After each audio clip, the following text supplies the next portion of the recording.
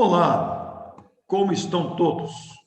Estamos de volta e agora iniciando o segundo livro da série ditada pelo espírito André Luiz, pela Federação Espírita Brasileira, através da mediunidade psicográfica incomparável de Francisco Cândido Xavier. O livro Os Mensageiros. Estamos iniciando hoje, obra lançada em 1944. E nós vamos estudar, nesta oportunidade, a introdução do livro, com o título Os Mensageiros, assinada por Emmanuel, e também o capítulo 1 da mesma obra, Renovação, é o título do capítulo. Nós vamos iniciar hoje, agradecemos a sua presença, a sua audiência aqui no chat. Para nós é motivo de muita alegria e de muita gratidão darmos continuidade a esse trabalho iniciado o ano passado com a gravação capítulo a capítulo do livro Nosso Lar, disponível no playlist do canal, do meu canal pessoal, com o nome Nosso Lar. Então, é uma alegria imensa estarmos aqui. Américo, novo trabalho, novo compromisso, cá estamos. Apostos.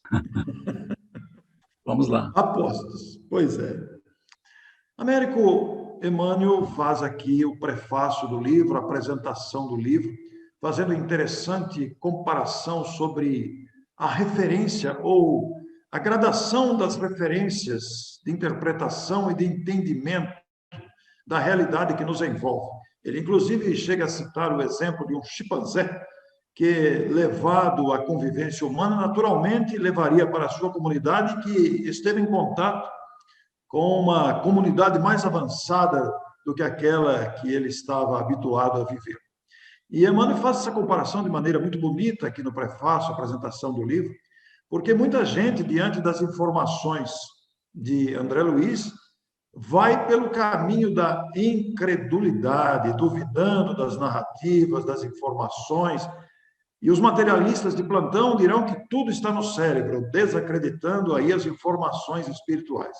Mas Emmanuel faz essa comparação, trazendo a importante informação de que tudo é muito gradativo, as nossas referências, é como se você fosse fazer um curso acadêmico, um curso universitário, então para você cursar as matérias 2, 3, você tem que ter cursado a matéria 1, ela se torna um pré-requisito para você ir adiante.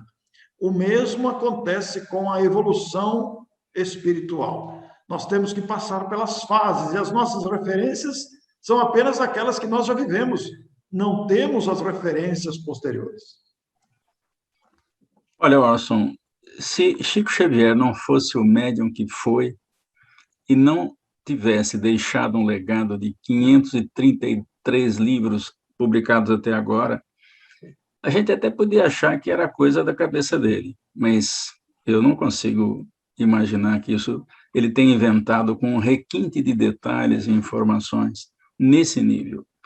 Então, sou obrigado a aceitar, conhecendo, mesmo não tendo privado com ele, vivido com ele, né? Mas quem viveu sabe que ele era uma pessoa extraordinária e de mediunidade com um poder incalculável de percepção do mundo espiritual. Então, eu prefiro ficar com Chico Xavier. Sem dúvida nenhuma, há uma grande necessidade de falar do exemplo desse médium incomparável que deixou este legado maravilhoso. Até porque, Américo, as informações que vamos encontrando na obra psicográfica de Chico Xavier, que é gigantesca, como você se referiu aí com muita propriedade, nós não encontramos nada que fere a lógica e o bom senso. Não existem informações destituídas de raciocínio, basta raciocinar. É um processo natural. Até porque Kardec, se contasse tudo que a obra de André Luiz conta, provavelmente estaria internado nessa altura do campeonato. Até mesmo os seus seguidores, que aceitaram a proposta do mundo invisível, da erraticidade, das leis naturais, ficariam surpresos com a quantidade de informação. E o mundo espiritual toma muito cuidado com relação a isso, porque informação demais cega, é que nem luz em excesso. A luz em excesso não ilumina, ela cega. Então, os espíritos E isso está escrito na obra de Kardec. Eles dão tempo ao tempo para que as lições sejam absorvidas, assimiladas, antes de fazerem novas revelações. E como a promessa de Jesus é de que o Consolador prometido ficaria conosco para sempre, até o final dos tempos, né?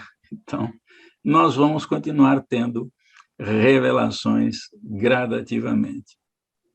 E falar em revelação, Américo, o nosso Emmanuel faz uma afirmação extraordinária aqui no capítulo que você destacou, inclusive, a frase para mostrar aos nossos telespectadores, afirmando: felizes os que buscarem na revelação nova o lugar de serviço que lhes compete na terra, consoante a vontade de Deus. Ora, esta afirmação, ela nos leva a pensar nesta busca raciocinada da revelação que abre esse universo de oportunidades de serviço que nos encontramos no planeta encarnado.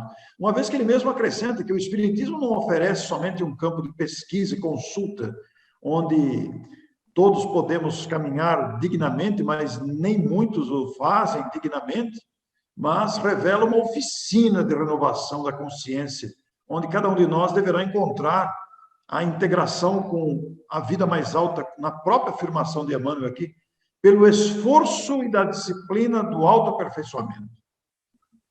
Então, essa informação, Orson, ela tem uma razão de ser muito importante, porque, veja, uma coisa é passarmos a pandemia com o conhecimento espírita, outra coisa é passarmos a pandemia sem o conhecimento espírita, porque nós não vamos entender nada do que está acontecendo se a gente não tiver lido pelo menos o capítulo 18 do livro A Gênese, de Allan Kardec. Ali, no último texto que ele escreveu, para nos deixar quase que em seguida, está escrito exatamente o que nós vamos passar. E a pessoa que não tem o conhecimento espírita, ela vai se assustar, dá a impressão que o planeta vai acabar em vírus, né? Então, é fundamental que o Espiritismo chegue às consciências que já estão aptas a assimilá-lo, exatamente para tranquilizar. É claro que teremos aflições, mas há um propósito nisso. Esse propósito está detalhadamente escrito no capítulo 18 de A Gênese, que, aliás, fizemos um programa exatamente sobre esse capítulo. 2 ou 3 ou 4, que eu me lembre. São 8 capítulos, 8 episódios. 8 capítulos, isso. Para exatamente detalhar aquilo que está acontecendo, porque senão a gente não entende nada, né? Parece que nós estamos ao Deus dará, sem controle, sem monitoramento, e não é isso que está ocorrendo. Não há nem cabimento em pensar que estamos ao Deus dará diante da sabedoria do Criador, a inteligência suprema. Foi muito bom você se referir, América, ao capítulo 18 de A Gênese, que nós gravamos 8 episódios, estão disponíveis para quem quiser ver. Esse trabalho foi feito antes do nosso lar, foi uma experiência que fizemos, está disponível, está no playlist do canal, capítulo 18 de A Gênese. São 8 episódios, também com 30 minutos, e pode ser utilizado por qualquer grupo que queira estudar. Américo, nesta ordem de raciocínio em que você situou o seu comentário, também nos leva a outra frase destacada para esta exibição: não falta concurso divino ao trabalhador de boa vontade. E o nosso Emmanuel, assinando este prefácio e incluindo esta frase, ele vai citar a figura nobre de Aniceto, que vai ser o grande destaque deste livro, que vamos conhecer, inclusive, no próximo capítulo. Aniceto, o nobre servidor que vai acompanhar André Luiz neste relato. Emmanuel, inclusive, revela que este livro é resultado de uma semana de trabalho junto aos seres humanos encarnados. Enquanto o primeiro livro é o resultado de pelo menos um ano de experiências, Os Mensageiros é de uma semana. André Luiz escreveu 14 livros, e quase todos eles, salvo raras e honrosas exceções, levaram um ano, né? Mas 2 ou 3 deles, coisa parecida. Mas a maioria dos livros é o registro de uma semana de trabalho. Então, vamos colocar aí ao todo aí uns 10 anos, né? E depois vamos fazer a conta de 1943 até hoje, quanto tempo se passou? O que representa essa quantidade de informação? Ah, isso aqui. Porque o que nós sabemos da vida espiritual que está além daquilo que está escrito? Nada. Nós não sabemos nada, né? A gente desconfia que tem mais coisa, mas a gente não tem ideia. E nós vamos ver, Orson, lá no capítulo 10 do livro Obreiros da Vida Eterna, uma coisa muito interessante, que as leis naturais, elas mudam conforme a densidade da matéria. Então, já falamos isso aqui também em programa recente. Para cada esfera espiritual tem uma lei físico-química e eletromagnética também. Então, as leis mudam em função da densidade da matéria. Então, o que nós sabemos a respeito do universo? Nada, quase nada, né? Bem pouquinho. Que coisa, né? Quanta informação ainda nos cabe alcançar. Aqui no final do prefácio da apresentação do livro, Emmanuel destaca a nobreza de Aniceto, refere-se a isso que estamos comentando. E tem uma outra frase aí, Américo, que eu gostaria que você falasse agora sobre essa outra frase em destaque, porque ela é muito importante diante dessa linha de raciocínio traçada aqui pela apresentação de Emmanuel. Essa frase diz o seguinte: a investigação que nós fizemos aqui na Terra nos conduzirá sempre ao infinito, tanto no que se refere ao campo infinitesimal, como à esfera dos astros distantes. Essa referência ela é importantíssima, porque nos diz uma coisa que às vezes não está claro na primeira leitura que a gente faz. Então, o que está sendo dito aqui? O que está escrito aqui? Está escrito que o Criador, a inteligência suprema do universo, causa primária de todas as coisas, ele não é limitado. Então, ele não pode fazer coisas limitadas. Portanto, o microcosmo e o macrocosmo, eles são infinitos. É muito difícil a gente entender isso, porque nós não temos o conceito de infinitude, a não ser teórico. Na prática, é muito difícil a gente imaginar uma coisa que não termina nunca, né? Então, é muito importante, porque nos dá uma ideia da sabedoria e do conhecimento absoluto que o Criador tem, o grande arquiteto do universo. Ele não pode fazer uma coisa pequena ou uma coisa grande que não seja ilimitada, porque senão ele seria limitado. Então, tudo é ilimitado, absolutamente tudo. Nós não sabíamos da existência do átomo quando o Demócrito lançou a tese, ainda antes de Cristo, de que a matéria era feita de pequenos pedacinhos, né? E hoje, esses pedacinhos, que quando eu saí da escola eram só 3, elétron, próton e nêutron, agora tem um monte de partículas. Eu já até perdi a conta, mas são 20 e tantas, né? A última delas, recente, por sinal, continua em investigação, porque é uma partícula, é um neutrino que entra e desaparece na matéria, ele simplesmente some da vista do pesquisador e depois volta.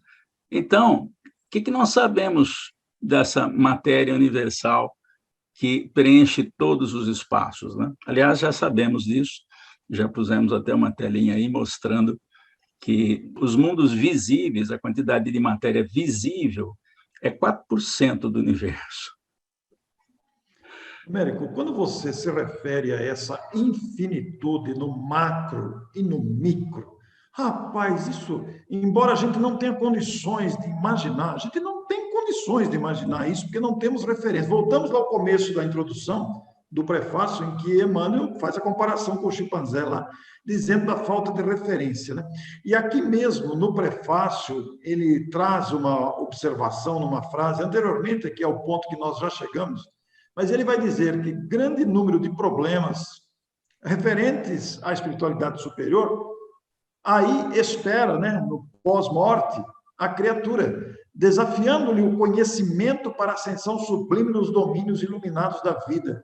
O progresso não sofre estacionamento, e a alma caminha incessantemente atraída pela luz imortal. Que grandeza, Américo, nos aguarda, que desafio de aprendizado que vem pela frente.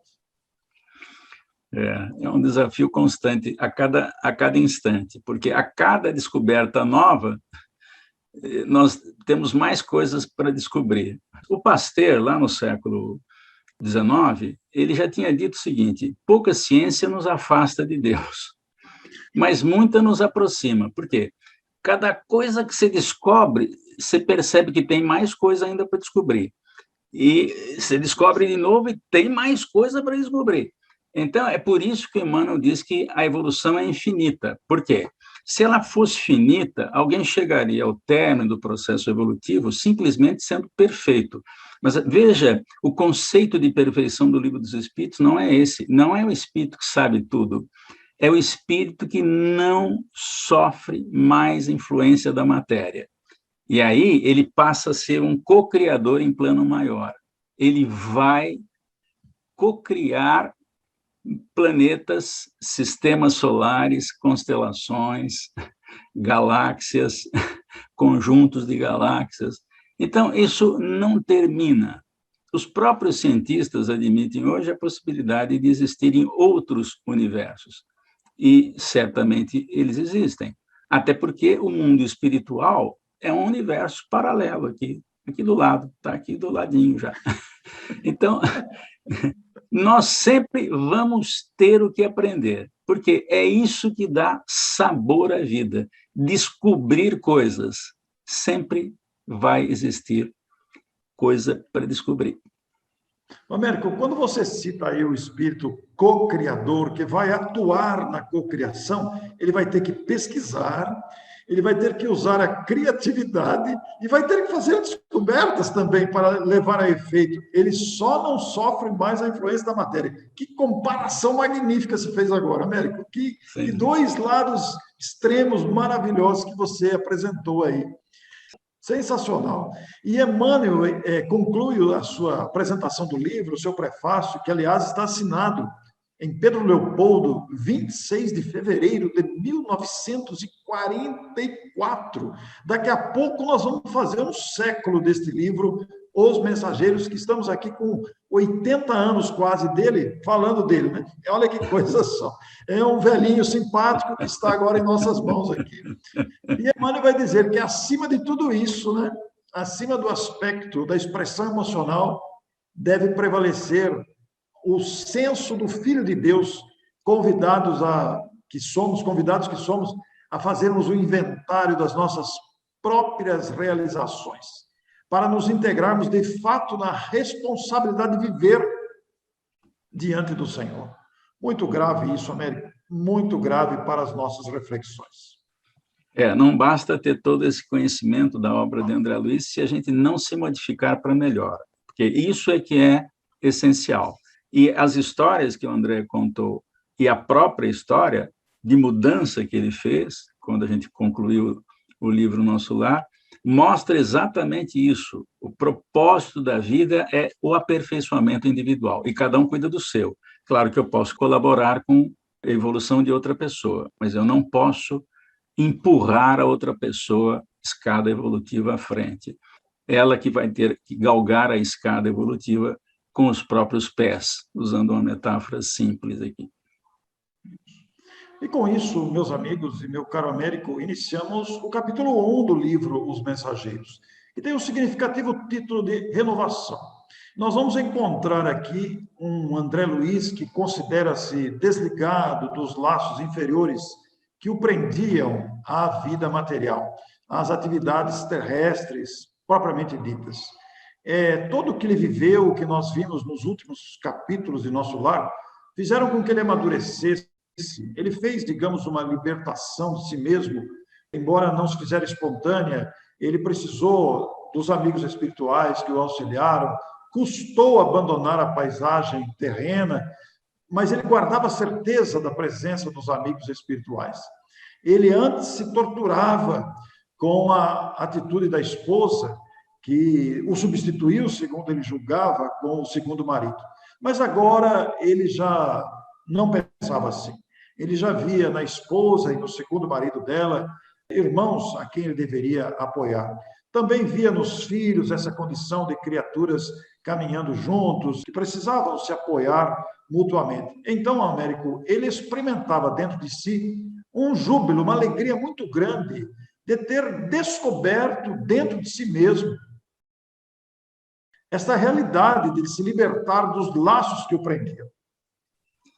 Isso é uma conquista enorme que o André Luiz fez e que serve de exemplo para todos nós. Nós precisamos considerar que aqueles que convivem conosco são instrumentos evolutivos. Nós temos que aprender a respeitar as diferenças que eles apresentam, as dificuldades nesse ou naquele sentido que eles têm, as facilidades nesse ou naquele sentido que eles também têm, e convivermos harmonicamente, apesar das diferenças. Isso falando só da família nuclear, mas nós precisamos estender isso ao trabalho, à vida social, porque nós temos que aprender a aceitar as pessoas do jeito que elas são, com as suas limitações e suas dificuldades, assim como nós queremos que nos aceitem as próprias limitações e as nossas próprias dificuldades.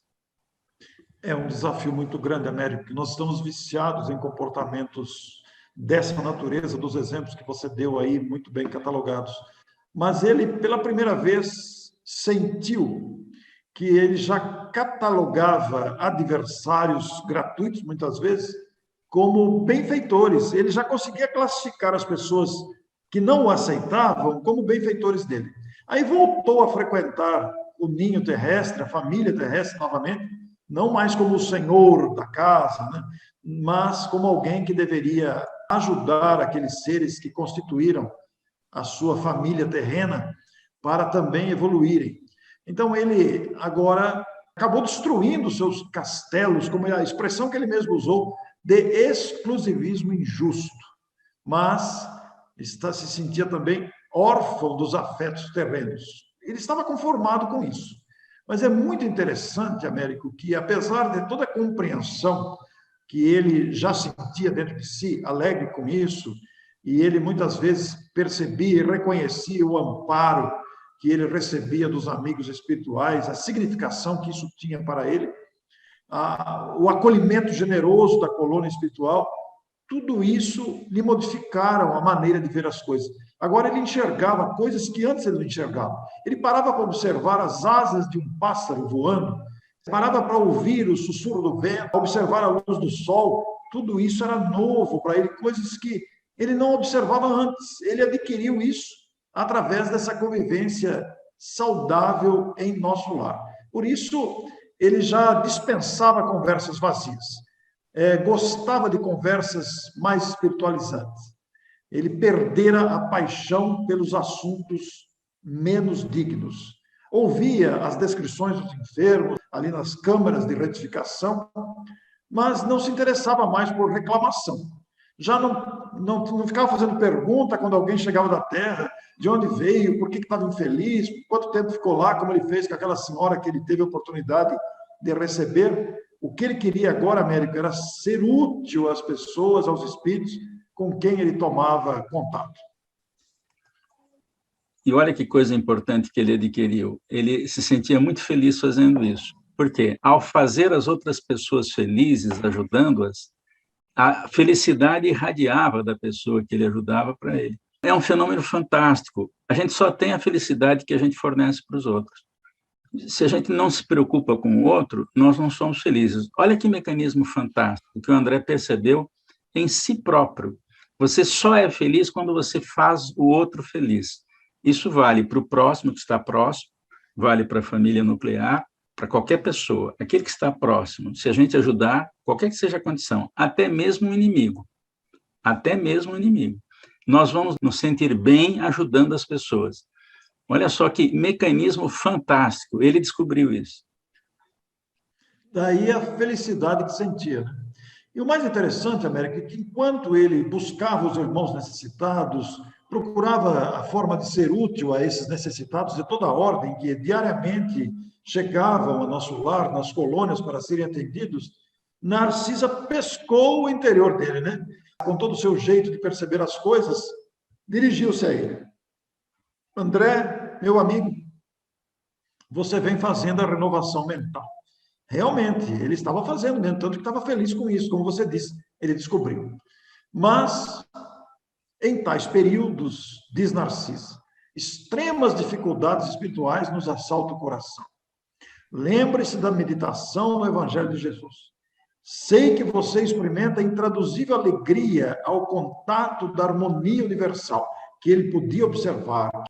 Mas, diz Narciso, reconheço que ao lado das rosas do júbilo, defrontando novos caminhos que te descerram para a sua esperança, há espinhos de tédio nas suas entranhas ou nas suas estradas inferiores que você vai deixando para trás.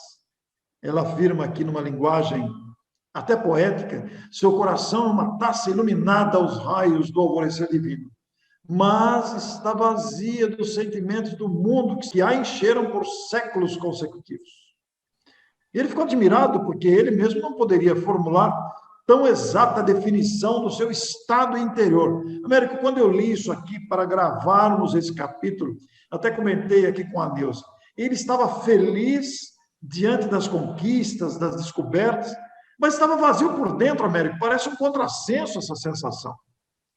Então, ele não tinha a experiência de cultivar isso. Ele alcançou a compreensão de que isso era importante, mas ele não tem uma vida prolongada, um tempo prolongado de vivência, usando essa forma de encarar a vida. E é isso que ele vai começar a fazer agora. Então, num certo sentido, ele está alegre, porque ele descobriu o famoso caminho das pedras evolutivas. Mas agora ele vai ter que andar sobre as pedras evolutivas, alcançando a experiência que ele precisa, né? Tanto é que ele vai nos legar uma série de coisas que ele aprendeu através da sua obra via Francisco Cândido Xavier. Você falou algo fundamental, Américo. Ele viveu todo esse acolhimento que ele sabia descobrir, seja no desejo de servir, inclusive incorporado a toda essa experiência, mas não trilhou o caminho das pedras, né? Ele ainda não pôs a mão na massa, Américo, para sentir, como a gente sempre comenta, né, que nós ainda somos teóricos e não colocamos a mão na massa. É o que está acontecendo com o André. E agora ele vai colocar a mão na massa. Ainda é na condição de aprendiz, porque ele só vai escrever o livro que ele realmente é colaborador quando ele faz a viagem dele à Terra junto da equipe de Jerônimo, no 4º livro da série, Obreiros da Vida Eterna. Ali ele já aparece como trabalhador secundando o mentor Jerônimo, o auxiliar Jerônimo. Ele vai começar a trabalhar ali diretamente. Ele ainda está aprendendo, mesmo nesse livro, porque ele está observando, anotando as observações e relatando essas observações.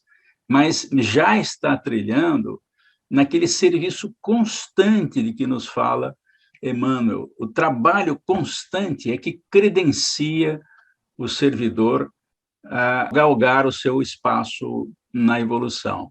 Então, como qualquer atividade é serviço, o serviço de aprender também é requisito para que ele alcance essa compreensão maior da vida.